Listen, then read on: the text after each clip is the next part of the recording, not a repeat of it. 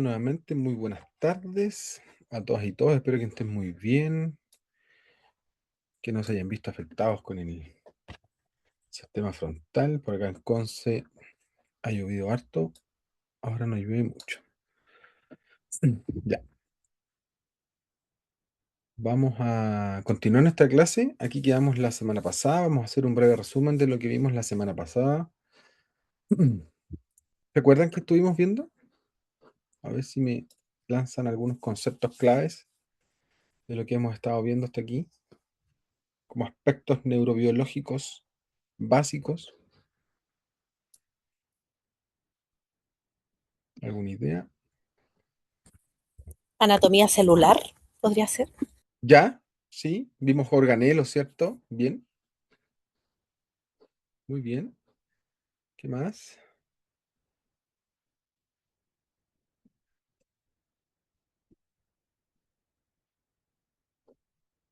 ¿Qué más vimos de la célula?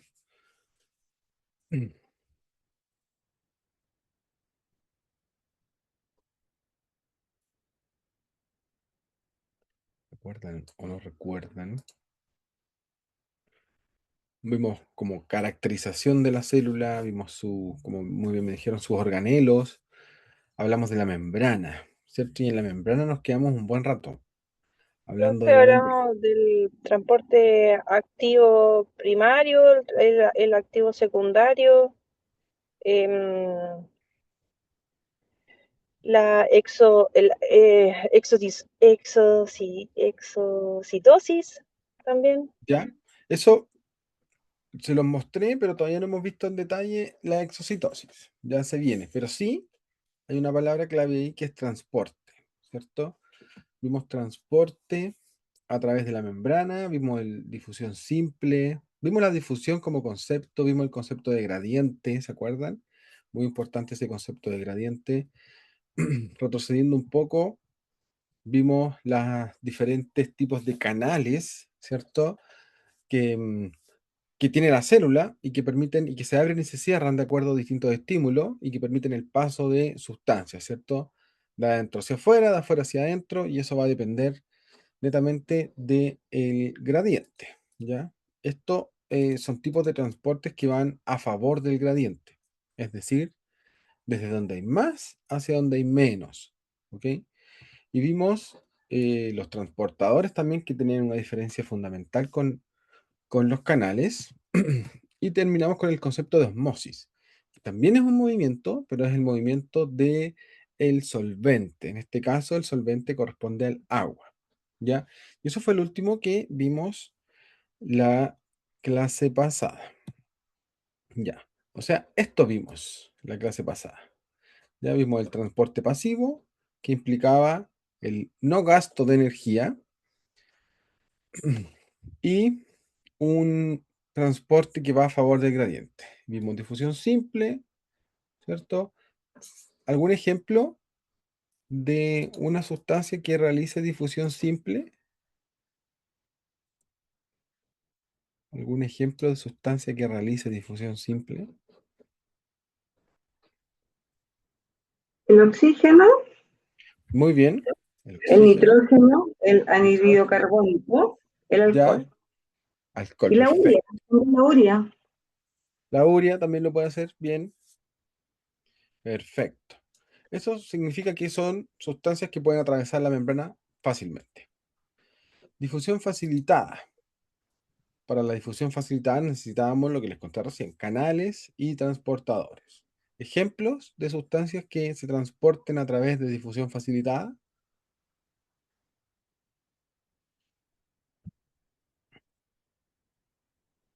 No sé si me acuerdo, pero parece que usted habló de la molécula de glucosa, ¿o no? ¿Estoy mal? Sí, la glucosa, La glucosa. En este caso era el sodio y potasio.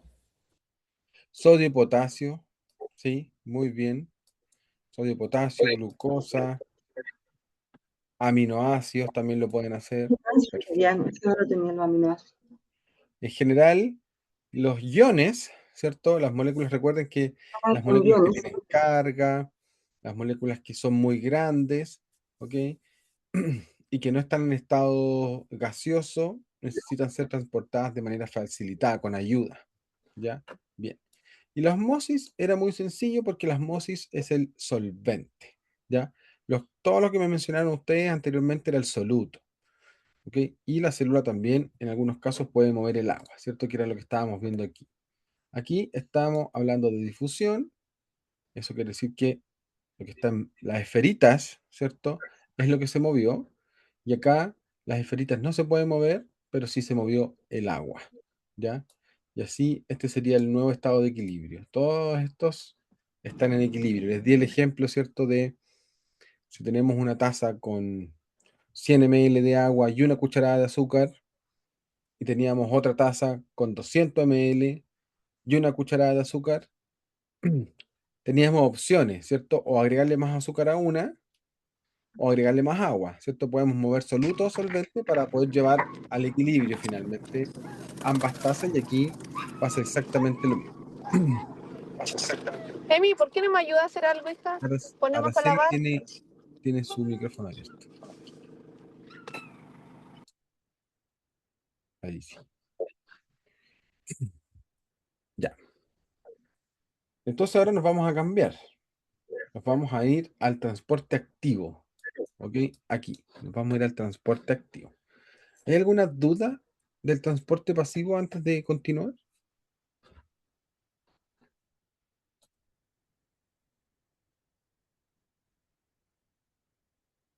Ya, recuerden que cualquier cosa me pueden escribir a través del chat, me levantan la manito o me hablan simplemente. Yo estoy atento.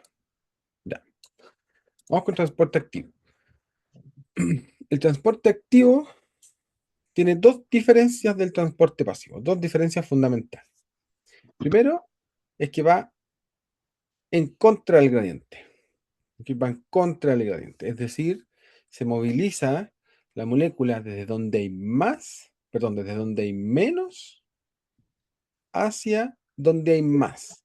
De donde hay menos hacia donde hay más. Va al revés que la otra, ¿ya? Es decir, a un lugar que está lleno, ingresa otra molécula más, ¿ok? Y eso se puede hacer, sí, se puede hacer, pero cuesta, a la célula le cuesta energía. Y esa es la segunda diferencia, que utiliza energía.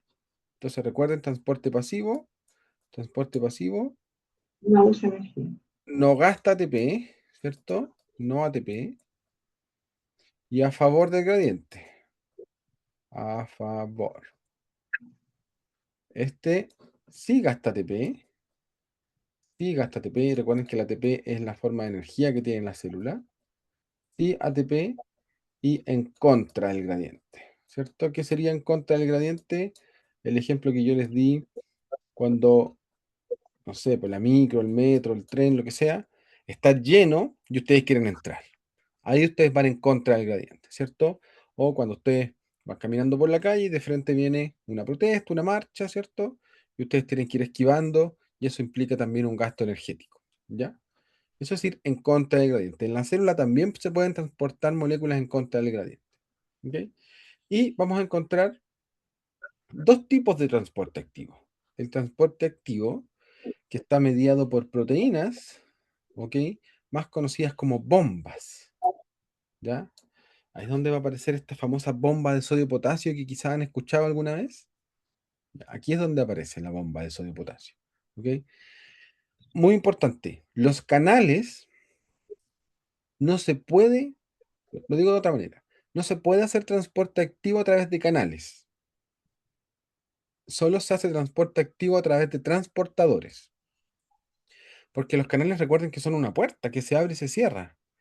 Y si la puerta se abre, las moléculas tienden a ir a transportarse a favor del gradiente.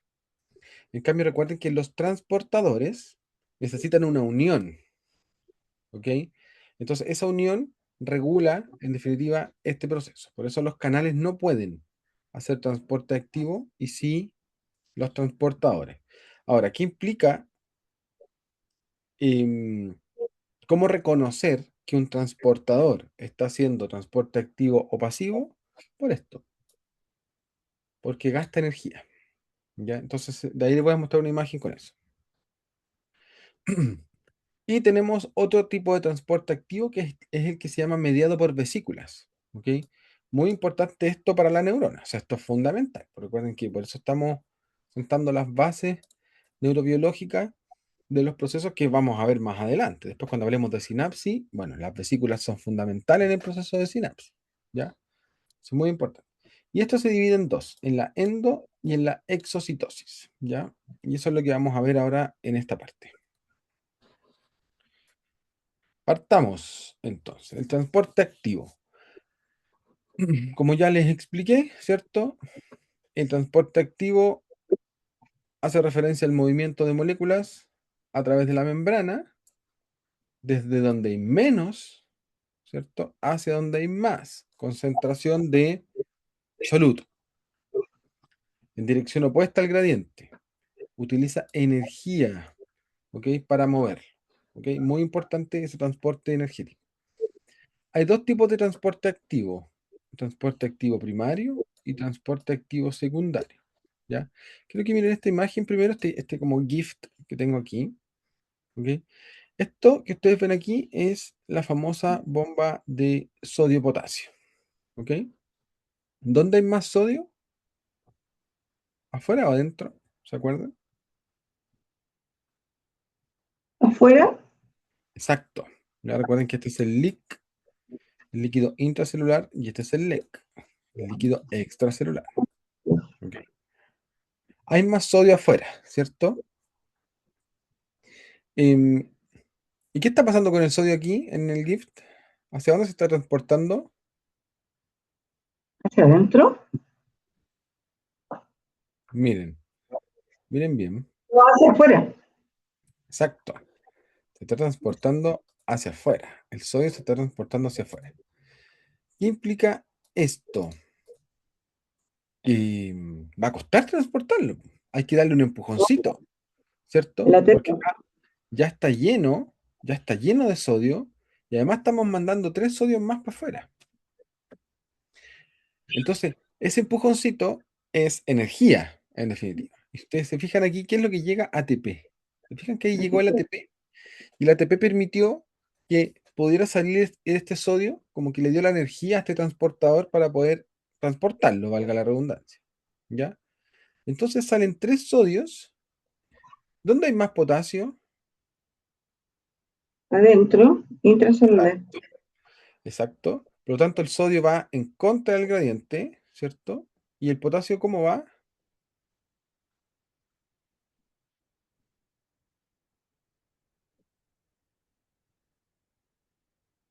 También en contra del gradiente. Exactamente. Tanto el sodio como el potasio se están transportando en contra del gradiente. Es decir, de donde hay menos, en el caso del sodio, aquí hay menos, ¿cierto? Desde aquí hacia allá va el sodio y el potasio va de aquí hacia acá. Entonces, ambos iones se están transportando en contra del gradiente y por eso se requiere ATP. Esta es la famosa bomba de sodio-potasio, ¿ya? Porque transporta sodio y potasio en contra, ¿ok? A mí, bueno, me enseñaron una mnemotecnia que me fue muy útil para entender esto. Y no sé si se acuerdan de esta marca de celulares. No sé si existe todavía, pero la verdad es que a mí me ayudó. Vamos a borrar ahí. Y para acordarse un poquito de cómo funciona la bomba de sodio y potasio, acuérdense de esta marca, po, Nokia, ¿ya? La N representa el sodio. Entonces le vamos a poner ahí sodio, ¿ya? Y le vamos a poner un 3 aquí. 3 sodio. La O es out, ¿cierto? ¿Qué significa out en inglés?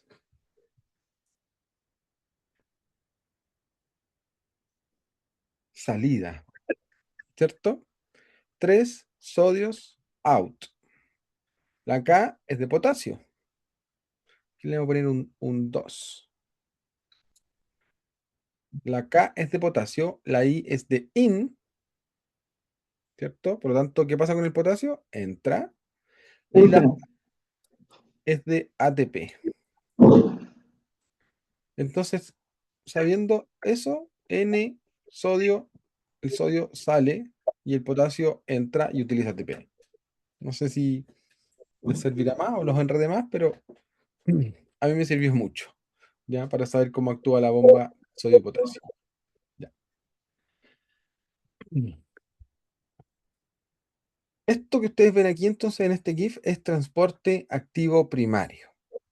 El transporte activo primario implica que utiliza directamente el ATP, ¿ya? Se fijan que aquí el ATP llega directo al transportador y permite el paso de los iones en ambos sentidos, ¿ok? Esto es transporte primario. O sea, eso que ven ahí es lo mismo que está acá. Eso y eso es exactamente lo mismo, ¿ya? Consulta, profe, ¿cuánto ATP se usa en este caso? Entonces, un ATP. Un De uno ATP solo. sí, por cada transporte, digamos. O sea, por cada 3 sodios, un ATP. Por cada 3 sodio un ATP. Perfecto. Sí, Y por cada 3 sodio un ATP y por cada 2 potasio también de un el mismo. ATP. ¿El mismo ATP? Sí. El 3 mismo sodios ATP. salen, 2 potasios entran y se gasta un ATP. Ya. ¿Ya? Disculpe, ¿y ATP qué energía, cuánta energía es? Si es medible, ¿cuánta se mide en...? La verdad, el ATP podemos medir, se forma a partir de la glucosa, en definitiva. ¿Ya? Ya.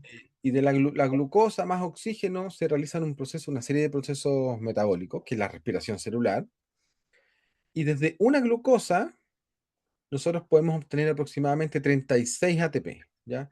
Entre Mm, 34 y 38 ATP. En promedio 36, ¿ok? ATP. Así se mide en realidad, ¿ok? Em, no sé si le servirá otra medición, pero no sé, pues por cada pestañeo uno gasta aproximadamente unos 5 ATP, para que lo mm, tenga así como...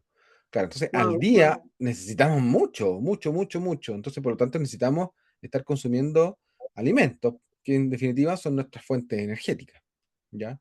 O sea, ¿hay que consumir glucosa? Sí, claro que hay que consumirla.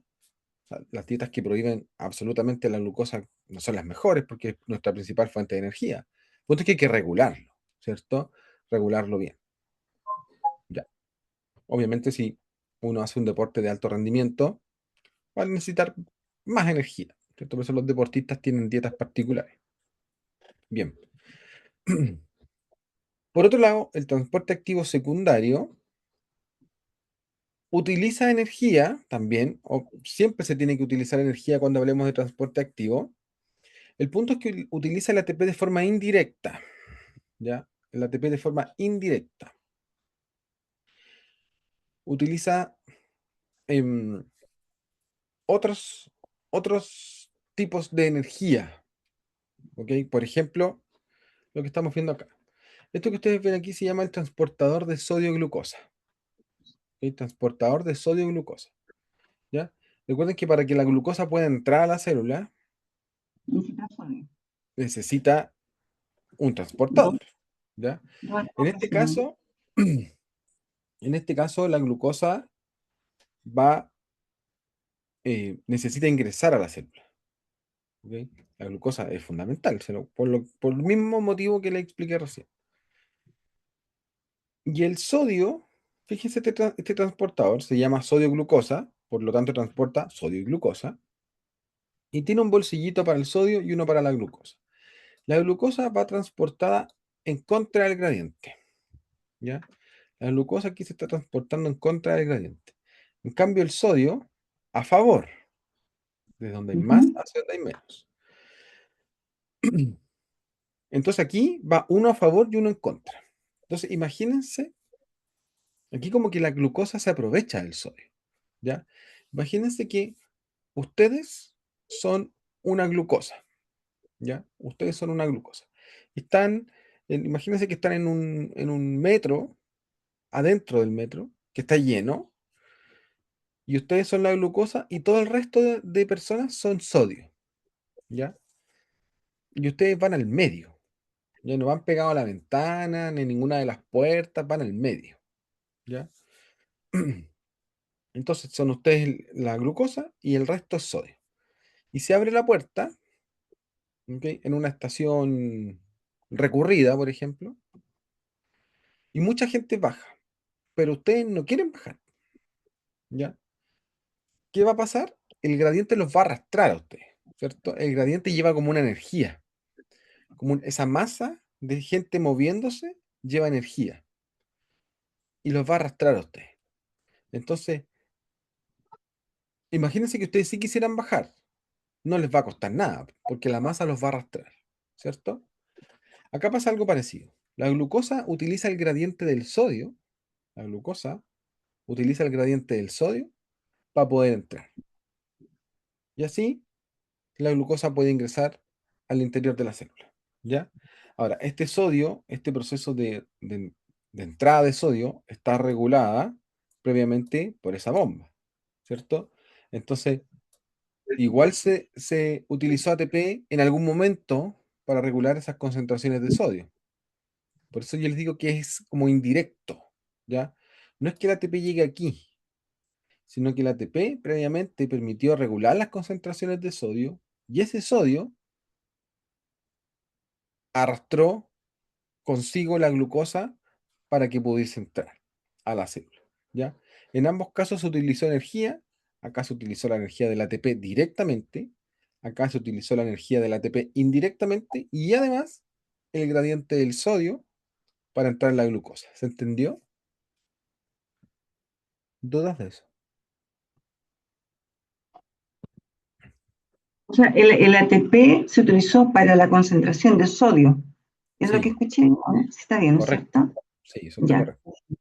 Ese es un tipo de energía. Y la otra energía es la fuerza del sodio que empujó la glucosa. Exacto, exactamente.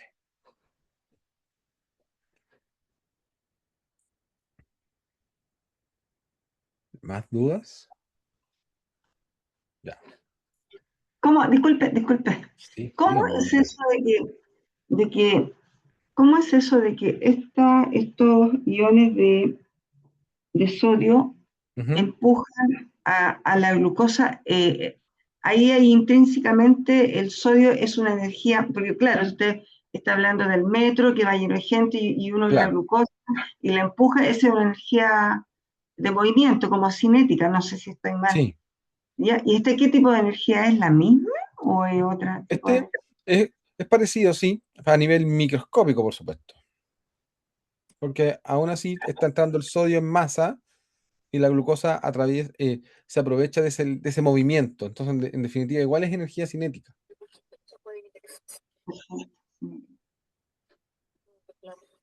El gradiente tiene una energía, ¿se acuerdan del gradiente?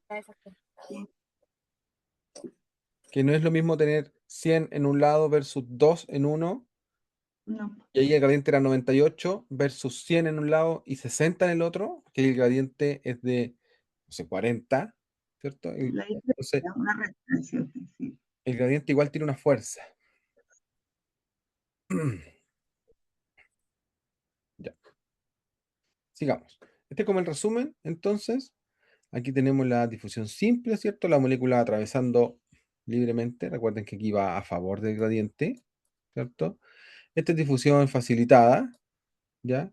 También va a favor del gradiente, de donde hay más hacia donde hay menos, de donde hay más hacia donde hay menos, ¿cierto? Ahí se está transportando por un canal. También aplica, em, acá está la misma idea, ¿cierto? Difusión simple. Acá está la facilitada con el canal y además con un transportador, ¿cierto? Que aquí no aparece. Y el transporte activo que va en contra del gradiente, ¿cierto? Va en contra del gradiente. Utiliza ATP, ¿ok? Y lo realizan los transportadores, que es esto que está acá. Ahí aparece como energía, ¿ya? Todo esto entonces es transporte a través de membrana, dividido en sus distintos tipos, ¿ok? Entonces este es el resumen de eso. Ya. Algo muy importante es que, según todo lo que hemos visto hasta ahora, es que las concentraciones de los solutos no son iguales adentro y afuera de la célula, ¿cierto? Entonces aquí se ejemplifica una célula, ¿ya? Aquí tenemos una célula, este es su núcleo, acá está el LIC, acá está el LEC, ¿ok? Lo vamos a escribir ahí para que quede más claro. LIC y LEC, líquido intracelular y líquido extracelular. Y miren, no, tampoco me interesa que esto se lo aprendan de memoria, los valores, pero sí me interesa que ustedes sepan de aquí en adelante dónde hay más de los principales iones. Por ejemplo, el sodio, del sodio hemos hablado mucho, ¿cierto? Si yo les pregunto dónde hay más sodio, la respuesta inmediata tiene que ser afuera, ¿cierto? Afuera hay más sodio que adentro, ¿ok? Recuerden que no todos los iones están equilibrados, o sea, no todos los iones son, por decir un número, 20 adentro, 20 afuera. No, porque los canales no están todos abiertos. Hay canales cerrados, por lo tanto, lo que pasa dentro de la célula no es lo mismo que lo que pasa afuera. A pesar de que están las mismas cosas, los mismos iones, no están en la misma cantidad adentro y afuera, ¿ya? Y el ejemplo más claro que estoy mostrando aquí es el sodio. ¿Dónde hay más sodio? Afuera que adentro. ¿Dónde hay más potasio? Ahí la respuesta también debería ser adentro. Adentro hay más potasio que afuera, ¿cierto? Otro ion importante a tener en consideración es el calcio, ¿ya? Ah, fíjense, las concentraciones de calcio son bajísimas, tanto afuera como adentro, ¿ya? Pero aún así, si las comparamos, hay más calcio afuera que adentro, ¿ya? ¿Qué otro ion es importante? El cloruro, ¿ya? Que no es cloro, es cloruro. Tiene un signo negativo. ¿Dónde hay más cloruro? Afuera que adentro, ¿cierto? ¿Por qué el ¿Qué más? magnesio será lo contrario? ¿Perdón? ¿El magnesio hay más adentro que afuera? Sí, correcto. El magnesio tiende a entrar a la célula porque es, eh, para lo que vamos a ver a nivel neuronal no es tan importante, pero para las enzimas que funcionan dentro de la célula es fundamental el magnesio, ¿ya? Para las células musculares es fundamental el magnesio, ¿ya? Las enzimas lo utilizan como un cofactor. Eso quiere decir que lo necesitan para funcionar mejor. Esa es la importancia del magnesio. Pero a nivel de potenciales y cosas eléctricas que nosotros vamos a ver, no es relevante. ¿Qué otro soluto es relevante? La glucosa, por supuesto, ¿cierto? La glucosa, aquí. Es variable la cantidad de glucosa, ¿eh? Porque eso depende de la dieta. A veces puede ir variando, a veces más afuera que adentro, a veces es al revés. ¿Qué más? Bueno, eso. ¿Ya? Los otros, bueno, y fosfatos, bueno, el pH es también importante, las proteínas, ¿ya? Pero esos son los que más se van a repetir: sodio, potasio, cloruro, calcio, glucosa. ¿Ok? En definitiva, LEC y LIC no son iguales. Eso es muy importante que lo tengan claro. Es muy No son parecido, ¿eh? iguales. Sí, ¿Ya? es muy parecido. Y, y además, y esto es dinámico, ¿ya? Las células pueden ir cambiando. Las células, uno puede medir ciertas cosas dentro de la célula. Por ejemplo, las concentraciones de iones. Otra cosa que podemos medir dentro de la célula es el voltaje. Todas las células de nuestro cuerpo, chiquillos, todas tienen un voltaje, ¿ya? Una carga, ¿ok? Una carga. Todas las células de nuestro cuerpo tienen una carga, ¿ok? ¿Qué carga creen ustedes que tienen, positiva o negativa? Tienen dos opciones, positiva o negativa. ¿Qué creen ustedes? Por lo que estoy viendo ahí es negativa. Ya, exacto. Ya. Está viendo bien entonces, porque efectivamente las células son negativas, ¿ok? Todas las células de nuestro cuerpo tienen carga negativa. Y eso es muy importante. Ahora, y por supuesto dentro de ese todas que estoy hablando está la neurona, ¿ok? Sin embargo, hay células que pueden cambiar esa carga y hay otras células que no pueden cambiar esa carga, ¿ya? Y ahí entra un nuevo concepto que también se va a ir repitiendo a medida que vamos avanzando, que es el concepto de excitabilidad. ¿Habían escuchado ese concepto alguna vez? Excitabilidad. Excitabilidad a nivel celular, por supuesto. ¿La habían escuchado alguna vez? Sí, ¿no?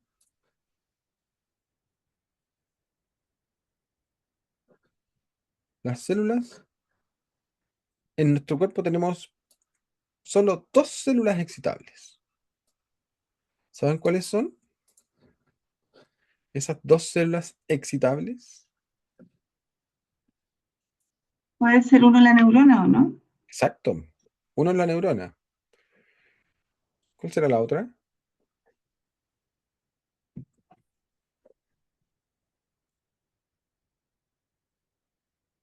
¿Cuál será la otra? Está en la diapo. Ahí está la pista.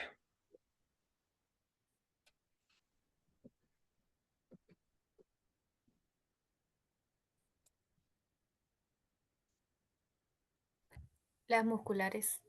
Exactamente. Las células musculares. Muy bien. Entonces, las únicas dos células excitables que vamos a encontrar en un ser humano, un mamífero en general, son las neuronas y los músculos. ¿Ya? Neuronas y miocitos. La célula del músculo se llama miocito. ¿Ok? ¿Qué significa que una célula sea excitable? Que puede cambiar su voltaje. ¿Ya? Por ejemplo, un glóbulo rojo. ¿Ya? El glóbulo rojo es una célula de nuestro cuerpo que tiene carga, ¿sí? Negativa, aproximadamente menos 30 milivolts, ¿ya? Pero nace con menos 30 y se muere con menos 30. Nunca en su ciclo de vida, recuerden que las células también tienen su ciclo de vida, el eritrocito vive aproximadamente 120 días. Durante esos 120 días que estuvo vivo ese eritrocito, nunca cambió su voltaje, ¿ya? Porque no es una célula excitable. ¿Ok? A eso se refiere que una célula sea excitable, que puede cambiar su voltaje, ¿ya?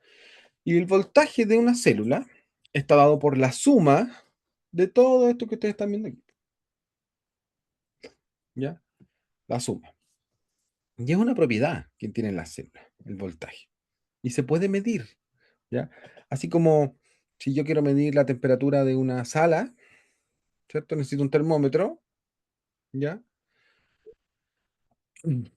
Y si yo quiero buscar diferencias de temperatura, miren, si yo quiero medir, si yo quiero comparar la temperatura que hay en una sala versus afuera, ¿qué tengo que hacer? Pensemos en un experimento sencillo. Si yo quiero medir la diferencia de temperatura dentro de una casa versus fuera de una casa, ¿qué necesito? Un termómetro. ¿Ya? ¿Uno Para solo? medir. Dos, obvio, dos, pues, Ya, para una afuera y una adentro. ya. Uno afuera y uno adentro. Perfecto. Supongamos que adentro marca 25 grados y afuera marca 15. Yo digo, hay una diferencia de 10 grados, ¿cierto? Yo puedo sacar conclusiones respecto a eso. Esa información me sirve más que si yo solamente mido adentro o si solamente mido afuera, ¿cierto? Saber Ujú. en ambos, saber lo que está ocurriendo en ambos lados al mismo tiempo me es importante a mí para ir regulando la temperatura, ¿cierto? Ya. Con el voltaje pasa algo muy parecido.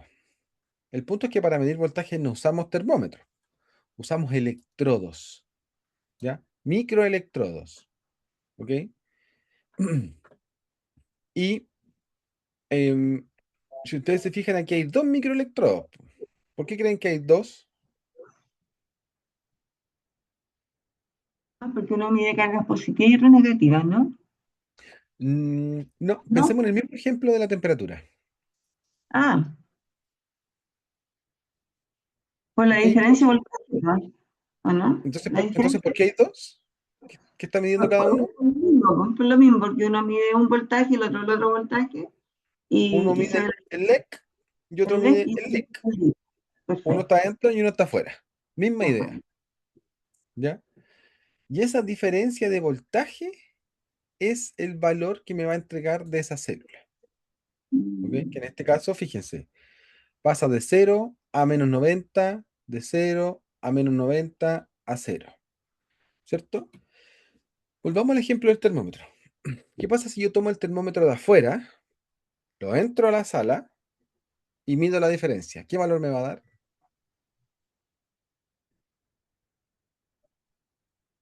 Tomé el termómetro que estaba afuera, lo pongo adentro. Ahora los dos me marcan 25, por lo tanto la diferencia es igual a Cero. 0. Acá pasa lo mismo, miren. Si yo pongo los dos electrodos afuera, ¿qué valor me marca? 0. Cero. Porque no hay diferencia de nada. Estoy restando los dos valores que son iguales. Si yo tomo los dos termómetros y los pongo afuera, va a pasar exactamente lo mismo, porque me van a estar marcando el mismo valor, ¿cierto? Cero. Entonces, respondamos estas preguntas. ¿Qué voltaje registra el osciloscopio? El osciloscopio es el aparato, ¿cierto? Que mide finalmente. Cuando el microelectrodo no está pinchando el músculo, es decir, cuando los dos electrodos están afuera, ¿qué valor marca? Cero. 0 milivoltios. ¿Y por qué? Según toda esta explicación que les di. ¿Por qué marca 0?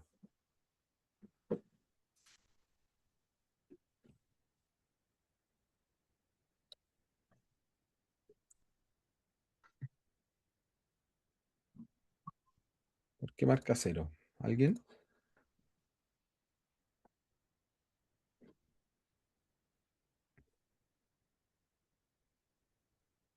Porque los voltajes de fuera de la célula es el mismo que dentro de la célula. ¿Ya? Porque los voltajes, porque tengo los dos electrones en el mismo lugar. En el mismo Y lugar si que tengo los dos electrones en el mismo lugar, me están marcando el mismo valor. Y si yo los resto, me va a dar 0. ¿Cierto? Que es lo mismo que pasaba con los termómetros. Si yo pongo los dos termómetros en el mismo lugar, me va a marcar la misma temperatura. Y como esto es una diferencia, una resta, va a dar 0. ¿Ya? ¿Qué voltaje registra el osciloscopio cuando el microelectrodo está pinchando el músculo? O sea que ahora está dentro de la célula. Ahora marca menos 90. ¿Ya?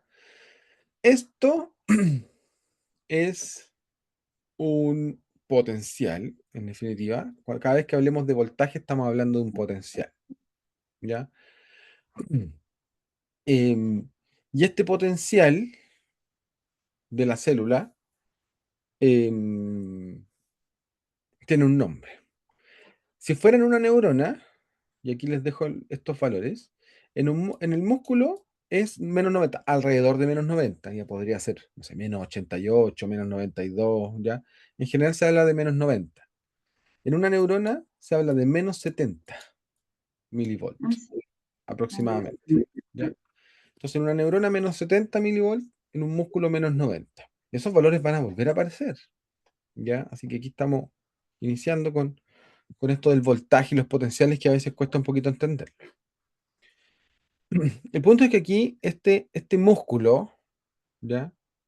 Y si fuera una neurona, misma idea, no está siendo estimulado. Por lo tanto, ese potencial se llama potencial de reposo o potencial de membrana en reposo, ¿ya?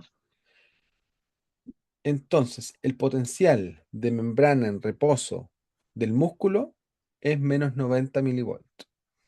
El potencial de membrana en reposo de una neurona es menos 70, ¿ya? ¿Qué implica potencial de membrana en reposo? Es cuando la célula, ya sea del músculo, ¿cierto? O fuese una neurona, no están recibiendo estímulos. Están en reposo. Es como están tranquilitos ahí durmiendo, sin nadie que los moleste. ¿Ya? Ese valor es en la neurona menos 70, en el músculo menos 90. ¿Ya? Y como les dije, está dado por la suma, ¿cierto?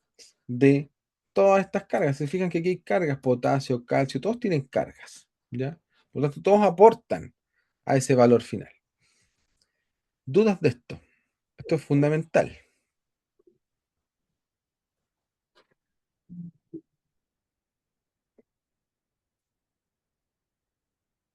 ¿Dudas de esto? Me cuesta, ¿puedo poner un ejemplo de, o sea, cuando un músculo está en reposo lo asumo bastante bien, cuando el concepto lo dice, reposo, no está trabajando, pero cuando una neurona está en reposo me cuesta ver un ejemplo. Lo que pasa es que las neuronas ahí va a depender de la acción que nosotros estemos haciendo, ¿cierto? De hecho, si usted está pensando en un músculo que está tranquilo, una persona que está acostada, por ejemplo, ¿cierto? Uno dice, los músculos están en un proceso de relajación. Pero el músculo, ¿quién comanda en definitiva la acción del músculo? Una neurona. Por lo tanto, Claro. la neurona que está haciendo sinapsis con ese músculo está en el mismo estado que ese músculo. Si el músculo está en reposo es porque la neurona lo está. Ya, ahí sería el ejemplo. Exactamente. Y a nivel más Ya, cerebral, porque eso es más periférico, a nivel más cerebral, depende de la acción que estemos haciendo. ¿Cierto? Si estamos utilizando, no sé, pues, depende del sentido que estemos utilizando. Y ahí es un poco complejo porque siempre las neuronas están disparando potenciales de acción. sí, pues por eso, Nunca claro. están en cero, digamos, ¿ya? Pero siempre tienden a volver al reposo. Después que Vuelve a mandan su reposar. estímulo, después vuelven al reposo inmediatamente. Pero no es que se queden para siempre ahí, sino No, que van y vienen y constantemente. ahora y ese reposo, porque como esto es tan activo, es tan mecánico, es tan rápido, Ujú. ese reposo de la neurona, cuando la neurona está en reposo, es una milésima de segundo. O sea, es muy poco tiempo, ¿no? Hasta que Em, viene el estímulo y así. claro, porque además cuando se excita también son milisegundos. Y cuando Son vuelve, milisegundos. claro, ahí puede estar algunos segundos, pero después se va a excitar. Esos son procesos que están bajo el orden de milisegundos. Exactamente. Exacto, claro. Ya. Desde un punto de vista práctico para la Ujú. ciencia, Sí. ¿qué se ha logrado porque con estos conocimientos hasta este minuto? No, esto es fundamental porque con esto se pudo entender el concepto de excitabilidad y en definitiva cómo funcionan los circuitos cerebrales. O sea, si no entendemos esto, es imposible entender el potencial de acción y después la sinapsis. O sea, sería Ah, perfecto. imposible, ¿ya? Por eso este es como el punto de partida.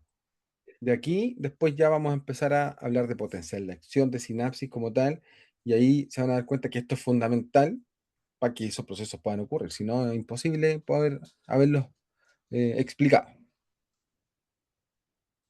Y estos son conocimientos que tampoco son tan antiguos. O sea, desde la neurociencia se empieza a hablar desde 1960 para adelante, como ya como neuroplasticidad y conceptos más fuertes.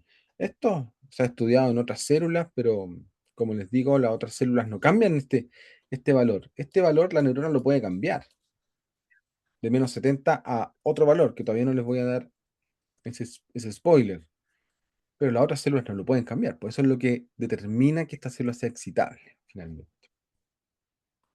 Y aquí está el concepto entonces de excitabilidad. La definición es que una célula es excitable cuando puede cambiar su potencial de membrana en reposo, ¿ya? O sea, este -70 de la neurona lo puede cambiar, ¿ok? Y eso lo hacen las neuronas y los músculos, nada más, ¿ya? Así de exclusivo. Aquí se muestra el mismo experimento que muestro acá.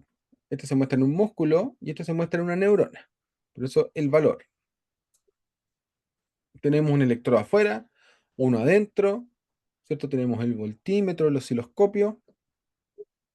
Medimos diferencia, -70. Recuerden, si pongo los dos electrodos adentro de la neurona, me va a marcar 0. Si pongo los dos electrodos afuera, me va a marcar 0. Tengo que tener un punto de referencia. Por eso hay uno adentro y uno afuera.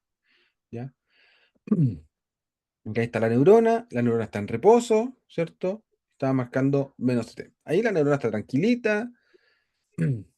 Si pudiéramos darle como una personalidad a la neurona, le encantaría estar en ese número, ¿ya? Es como cuando nosotros estamos durmiendo, así sería la neurona en -70, ¿ya? En el reposo, tranquilita, sin que nadie la moleste.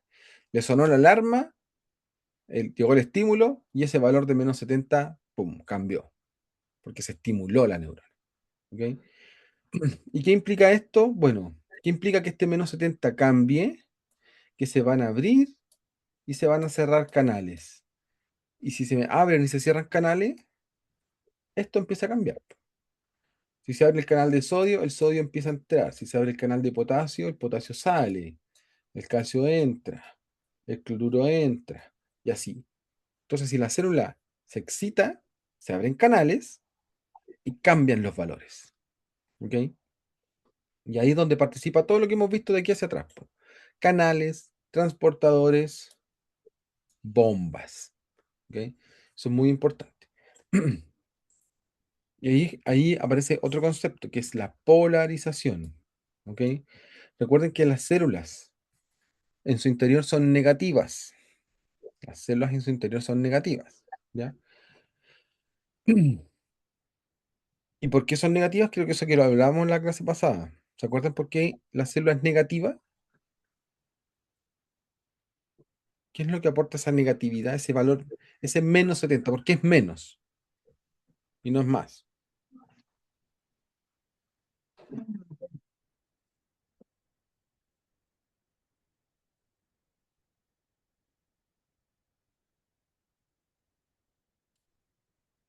¿Alguna idea? ¿Con la permeabilidad de la célula? ¿Está relacionado con eso? ¿Selectiva? No, estamos pensando en una célula que tiene todos sus canales cerrados y que no hay flujo, Ah, porque está en reposo, ¿cierto? Entonces en el reposo, ¿por qué es negativa?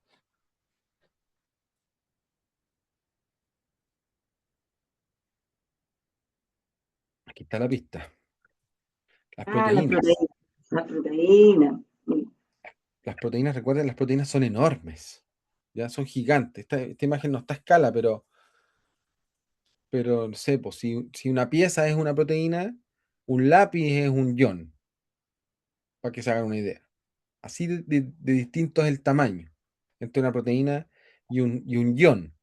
Entonces, ¿qué pesa más? Claramente la proteína. Las proteínas que están dentro de la célula, que de hecho aparecen acá, miren, proteínas, ¿ya? ¿Dónde hay más proteínas? Dentro. ¿Y qué características tienen esas proteínas? Que son negativas. Por lo tanto, vuelvo atrás, si yo sumo todo esto, las proteínas pesan mucho más, ¿ya? Que el resto, de hecho están en otras unidades de medida. Por lo tanto, la suma de todo esto da menos 70. ¿Por qué? Porque hay muchas proteínas de carga negativa que aportan más a ese valor, ¿ya? A diferencia de otros iones. Por eso la célula es negativa en su interior. Esa es la explicación. Ya. Sigamos con transporte activo, ¿ya? Recuerden que ahora vamos a dejar el transporte activo mediado por bombas, que es este que está aquí, y nos vamos a ir a este. Ese es el que vimos recién. Ahora nos vamos a ir a este tipo de transporte, ¿ok? Que es el mediado por vesículas. Entonces vamos acá. Este tipo de transporte permite el movimiento de gran cantidad de soluto o solvente, ¿ya? En el otro pasaban, por ejemplo, en el caso de la bomba sodio-potasio, pasaban 3 y 2, ¿ya? Acá no, acá son grandes cantidades, ¿ok? Y ahí es donde se forman las famosas vesículas, ¿ok? Las vesículas son como bolsitas que tiene la célula que le permiten mover grandes cantidades de agua, de soluto, de solvente, ¿cierto? Hacia distintas partes de la célula. En el caso de una neurona, ¿qué se transporta a través de vesículas? Los neurotransmisores. Exactamente, ¿ya? Los neurotransmisores. Entonces esas vesículas pueden tener contenido y ese contenido puede ser diverso, ¿ya? Y bueno, tenemos dos tipos de transporte mediado por vesículas, que es la endocitosis y la exocitosis. Es lo que vamos a ver ahora. Vamos a partir con la endocitosis. Ya endo viene como de hacia adentro, ¿ok? Entonces es un proceso celular, de ahí viene la citosis, que implica el movimiento hacia adentro de la célula, ¿ok? Si en esta imagen, este sería el LIC, este sería el LEC. Y la endocitosis se divide. Hay varios tipos de endocitosis. La primera se llama fagocitosis. Fagocitosis. No sé si la han escuchado, un concepto más o menos conocido biológicamente, celularmente. La fagocitosis. La fagocitosis es cuando se mueve, cuando entra una molécula grande. En este caso, una bacteria, por ejemplo. ¿Ya? Recuerden que las bacterias son, o sea, la célula es enorme, tanto la célula como la bacteria son células, ¿ok? Pero recuerden que las bacterias pueden entrar a las células. De eso se trata el proceso de infección, por ejemplo. Entonces, esta sería una bacteria, por ejemplo. Y esa bacteria entra a la célula. Y se fijan que ahora, cuando entró, quedó envuelta en una membrana, la membrana de la célula. Imaginemos que todo esto es la célula, ¿cierto? Y la bacteria, para poder ingresar, como que se envolvió en una parte de la membrana y ahí ingresó, ¿cierto? Eso se llama fagocitosis, ¿ok?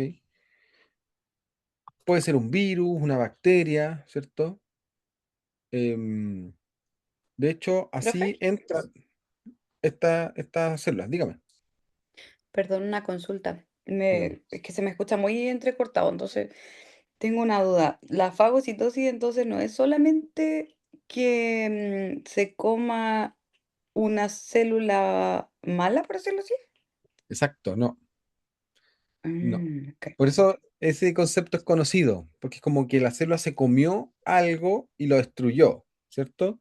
Ujú. Pero no necesariamente lo destruye. Una bacteria puede entrar a la célula por fagocitosis, empezar a infectar a la célula sin que la célula la destruya. Ya, entendí. Después viene otro Gracias. proceso, porque aquí esta bacteria es extraña para la célula. Entonces aquí debería venir un organelo que se llama lisosoma, fusionarse con esto, y ahí se destruye, ¿ya? Pero ese es otro proceso aparte de la fagocitosis. Entonces ahí es como Gracias, que profe. aparece esta confusión, ¿sí? Bien. Entonces, fagocitosis, en definitiva, entrada de moléculas grandes. En este caso estamos hablando más que moléculas, estamos hablando de una célula, ¿cierto? Virus, bacterias. Está la pinocitosis, ¿ya? También existe la pinocitosis. En la pinocitosis existe transporte de moléculas pequeñas, ¿ok? ¿Se fijan aquí? Entró una molécula, aquí representada por un cuadrado, no sé, puede ser sodio, por ejemplo, ¿ya? Se formó una vesícula hacia adentro, recuerden que esto va en ese sentido, en este sentido, ¿cierto? Y esta vesícula tiene ahora agua, ¿se fijan que hay agua adentro? Soluto y solvente. Y ahí ingresó. De repente la célula hace esto cuando le falta agua, ingresa agua desde afuera por vesícula, ¿ya? Pero en definitiva son moléculas pequeñas, ¿ya? Soluto o solvente, ¿ok? No bacterias ni virus. Esa es la pinocitosis. Entonces, en definitiva, aquí la diferencia tiene que ver más con el tamaño de lo que se está transportando, ¿ya? Fagocitosis, pinocitosis. Y la última, que es un poquito más rebuscada y un poquito más compleja, se llama endocitosis mediada por receptores. Endocitosis mediada por receptores. ¿Ok? Fíjense bien aquí en esta imagen. Acá afuera siguen estando las mismas moléculas, ¿cierto? Que están representadas con una estrella y un cuadrado azul. ¿Ok? Aquí ahora aparecen como unas estructuras en verde que se llaman receptores.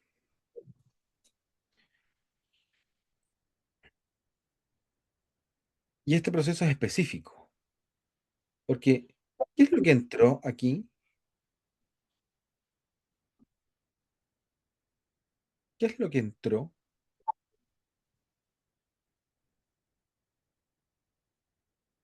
¿Entraron los cuadrados azules, por ejemplo? No, pues, ¿Por qué No, no? entre un elemento específico. claro. Ya, correcto. ¿Y por qué? ¿Qué es lo que lo hizo específico? El receptor Exacto, buscaba ese. exactamente, el receptor. ¿Ya? Eso quiere decir que la molécula que va a entrar tiene que unirse a un receptor y ahí se activa el proceso de la formación de la vesícula y ahí entra por endocitosis. ¿Ya? Para que entre el cuadrado tiene que haber un receptor específico para el cuadrado para que pueda entrar solo el cuadrado. ¿Ok? Por eso se llama mediada por receptores, porque aquí el receptor es la clave. ¿Ok? Si no se une al receptor, no puede entrar. Así de sencillo. ¿Ya? Entonces, tres tipos de endocitosis: fagocitosis, pinocitosis y endocitosis mediada por receptor. Dudas, consulta de estos tres tipos de transporte. Yo tengo una duda, profe. En Dígame. el último, ¿esos receptores específicos de cada molécula los tienen todas las células o ese proceso pasa en algunas células nomás? Dependiendo de la célula, van a ser los receptores que va a tener. Hay receptores que están en todas las células, por ejemplo, receptores si se quiere movilizar grandes cantidades de aminoácidos, por ejemplo, todas las van a tener. Pero hay, dependiendo del tipo de la función, también pueden haber receptores específicos de cada célula. Así que ambas respuestas son correctas. Ya. Bien. ¿Les parece si hacemos un break? Sí. Sí, según mi reloj. Son las 8 en punto. Nos juntamos nuevamente a las 8:15 y continuamos. ¿Les parece? Bueno, Ok, Ya. 8:15 entonces, continuamos.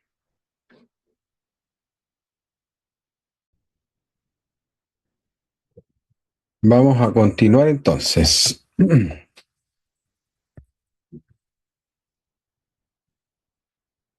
El siguiente tipo de transporte activo, mediado por vesículas, es la exocitosis. ¿Ya? Que vendría siendo un poco lo contrario a la endo, ¿cierto? Si la endo es de que entra, la exo es hacia el exterior, ¿cierto? Que sale. ¿Ok? Y la exocitosis hay dos tipos. Este proceso es fundamental para una neurona. Fundamental. ¿Ya? Porque la exocitosis la realizan constantemente para la secreción de neurotransmisores. Y aquí vamos a, a dar ejemplos. Hay dos tipos de exocitosis. La exocitosis que se llama secreción constitutiva y la otra se llama secreción regulada. ¿Ya? Las vesículas, pero cuando viene algo de afuera, como les mostré recién, es solamente como una especie de invaginación de la vesícula, o sea, de la membrana, que permite la entrada. Pero cuando la vesícula libera el contenido, tiene que formarse la vesícula en algún lugar interno de la célula, ¿cierto? Esa vesícula tiene que venir de algún lugar porque aquí no hay magia, digamos, ¿ya? El organelo responsable de la formación de las vesículas es el aparato de Golgi o complejo de Golgi, como quieran llamarlo, ¿ok? Desde ahí nacen las vesículas, ¿ya? Eso es muy importante. ¿Por qué? Porque desde ese lugar, se fijan aquí, este es el complejo de Golgi y desde aquí como que se va formando la vesícula y luego se corta aquí y da origen a esto que estamos viendo acá, que es la vesícula. ¿Ok? Y tiene contenido en su interior, ¿cierto? Se fijan aquí que hay unas cositas azules, ¿ya? Eso podría ser una hormona, ¿cierto? X molécula. Y luego va acá, ¿cierto? Se fusiona, la membrana se fusiona, ¿ya? Es difícil imaginarse ese proceso, la fusión de la vesícula con la membrana. Es como cuando, no sé, pues, ¿han hecho burbujas alguna vez? Sí, tienen dos burbujas y las juntan, se arma una burbuja más grande, porque se fusionaron. Ese es el proceso de fusión. Acá pasa lo mismo. Imagínense que esto es una burbuja pequeñita que está dentro y se fusiona aquí. Se une. Ahora, esta membrana que está aquí, ahí la voy a dibujar de otro color. Esta membrana que está aquí, ahora está aquí. Entonces, ¿qué es lo que se liberó realmente? No se liberó la vesícula, se liberó el contenido de la vesícula, ¿ya? Y la Profe, exocitosis por secreción, dígame. perdón, consulta. Entonces la vesícula que está internamente tiene que ser del mismo material de la membrana celular. Exactamente, exactamente. Y de hecho lo es. Ya. Están hechas del mismo. Son membranas, bicapas de Mm, fosfolípidos. De eso están hechas las dos. Sí, exactamente. ya, gracias. Y aquí voy a dibujar también la membrana para que se imaginen, ¿cierto? Todo ese proceso. La secreción constitutiva es cuando la molécula, que en este caso está en azul, se está secretando de forma constitutiva, constante, ¿ok? No tiene, no tiene una señal que le diga stop o inicie, sino que constantemente se está secretando, ¿ya? En cambio, la secreción regulada está regulada, su nombre lo dice, ¿cierto? En la imagen que está ahí, ¿cuál es la molécula que está regulando la secreción? ¿El calcio? No, Exactamente, el calcio. exactamente. El calcio es la señal, ¿ok? El calcio es la señal. Entonces, misma historia, ¿ya? Aquí es la misma historia. La única diferencia es que para que se secrete el contenido de la vesícula, tiene que haber una señal. Entonces aquí está la membrana, ¿cierto? En este caso, su interior aparecen ahí unos puntitos verdes, ¿cierto? Entonces de aquí a acá, de aquí a acá, y la vesícula queda ahí, ¿ya? Queda ahí esperando. ¿Esperando qué? La señal. El estímulo. Exacto. El estímulo, la señal. em, y una vez que llega el calcio, ¿dónde hay más calcio? ¿Se acuerdan? ¿Dónde había más calcio? No había más. ¿Dónde hay más calcio? Afuera, ¿Afuera o adentro? Sí, afuera parece. afuera. Sí, afuera. Entonces, cuando entra el calcio, que serían estos como destellos que se ven aquí, cuando entra el calcio, la vesícula puede liberar su contenido y ahora el contenido queda aquí en el espacio sináptico.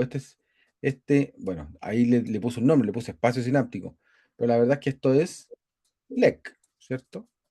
Este es el LEC y este es el LIC, ¿ya? Profe, Entonces, dígame. consulta. Entonces la secreción constitutiva, si no hay un estímulo para que se libere la vesícula, ¿está constantemente liberándose Sí, vesículas hacia el exterior? o sea, el contenido de la vesícula se está O liberando sea, eso, el constantemente. contenido de la vesícula. Sí. Aquí no hay estímulos que lo detengan o que lo inicien.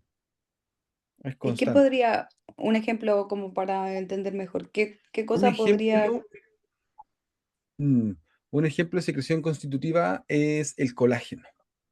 El colágeno Ah, está constantemente, y la piel, por ejemplo, necesita Ya, constantemente el pelo, las uñas, y como se va renovando, se está secretando constantemente. Ese es un ejemplo de secreción constitutiva. ¿Ya? ya, entiendo. Y en el caso de la secreción regulada, ejemplos serían los neurotransmisores, son el ejemplo clásico. más claro. Mm. Claro. La insulina también funciona de esta manera, ¿ya? Y algunas hormonas. Eso para que se entienda. Profe, ¿y otro ejemplo de secreción constitutiva? Otro ejemplo, a ver,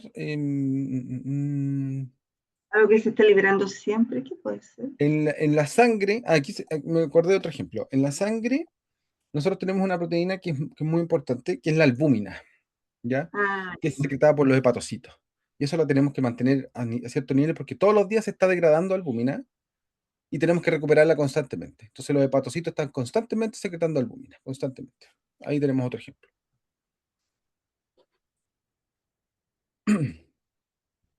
Y ya no me acordaría de otro ejemplo, la verdad. fibronectina, si no me equivoco, también ocurre de esa manera, pero es un poquito más rebuscado.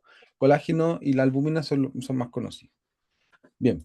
¿Se entendió esto? ¿Dudas de la exocitosis? Sí.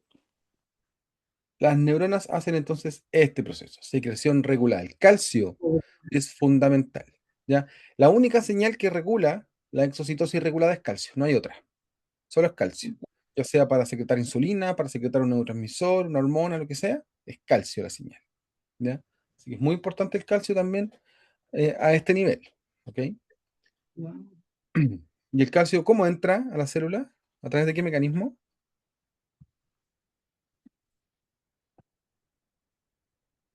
¿Se acuerdan? ¿Puede ser difusión simple o no? ¿No? ¿Qué puede No ser? puede atravesar por difusión simple porque el calcio tiene esta forma, calcio más más. Por lo tanto, tiene carga. Tiene que difusión. ¿Canales de calcio? Difusión- Exacto, por canales de calcio, por difusión facilitada. Correcto.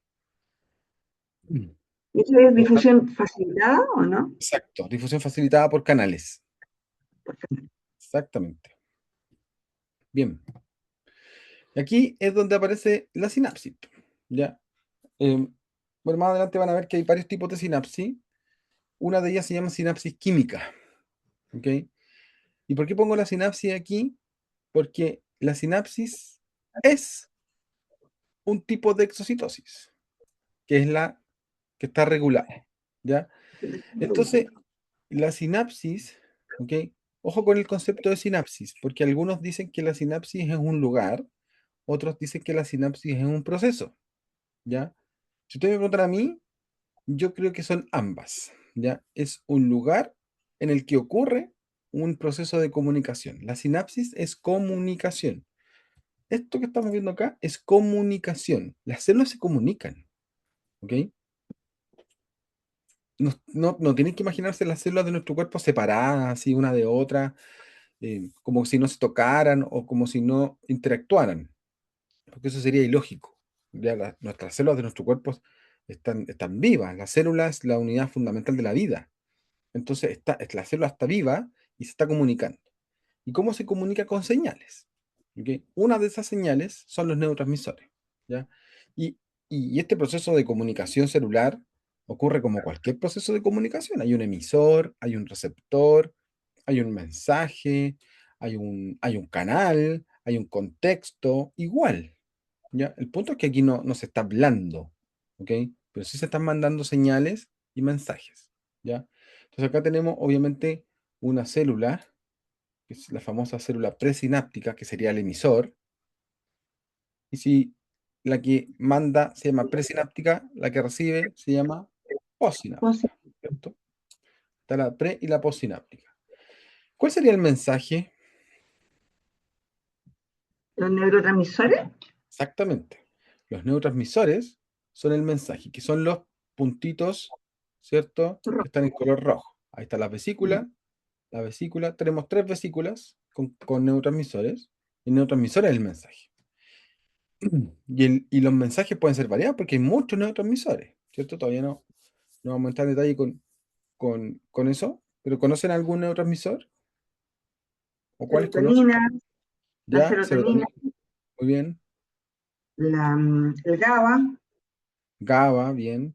No es muy conocido GABA, qué bueno que lo mencionaron. el glutamato, ¿no? Sí, Tamato, bien, sí, sí. llamado. Hay harta. Eh, Sí, las endorfinas también, ¿no? endorfina también. Sí, también. La noradrenalina, La noradrenalina también es un neurotransmisor dopamina, que tiene su versión hormona, que es la adrenalina, ¿cierto? la adrenalina, sí. Dopamina, acetilcolina, histamina, etcétera, etcétera. Son